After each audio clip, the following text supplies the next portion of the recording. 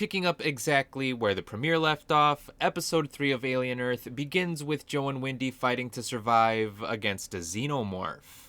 And much to my surprise, that sequence ends with Wendy successfully killing the alien. I definitely didn't expect the creature to die so early on in the season, but I suspect that we will be seeing other xenomorphs rather soon, and that we haven't even seen the last of this dead xenomorph since its body is taken into one of Boy Cavalier's laboratories, where I'm sure some alien shenanigans are bound to go down. But even though she's able to kill the xenomorph, Wendy does take some fatal damage herself.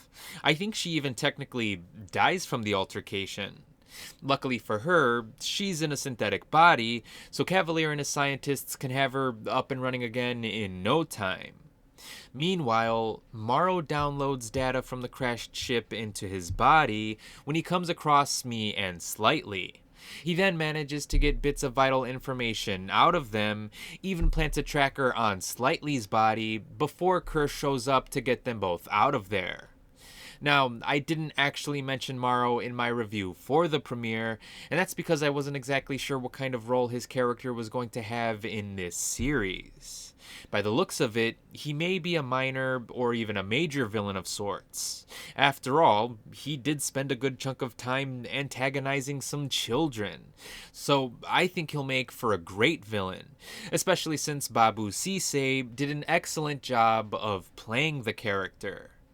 With Joe and Wendy spending most of the episode incapacitated, episode 3 spends its time focusing on the side characters, which is an incredibly wise thing in my opinion, because in order for the audience to be invested in the overarching story being told, it's important to have them care about all of the characters, not just the main ones. So I liked getting to spend time with characters like Smee and Slightly, because while they may have synthetic bodies that are worth millions of dollars, they're still scared and naive children, a fact that Morrow can definitely take advantage of in the future. On the topic of children, all kids vie for their parents' attention, and Boy Cavalier's hybrids seem to be no exception, which is exactly why Curly admits her frustration with Wendy's status as Cavalier's favorite hybrid, especially since she prioritized her own brother over Cavalier's mission to capture the alien specimens, which, ironically enough, may be a discussion that Cavalier may finally consider to be an interesting conversation.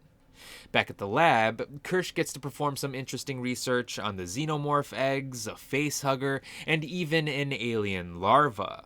I don't know what kind of research he's performing or how it seems to connect with Wendy's health in general, but I'm sure that'll all be revealed in due time.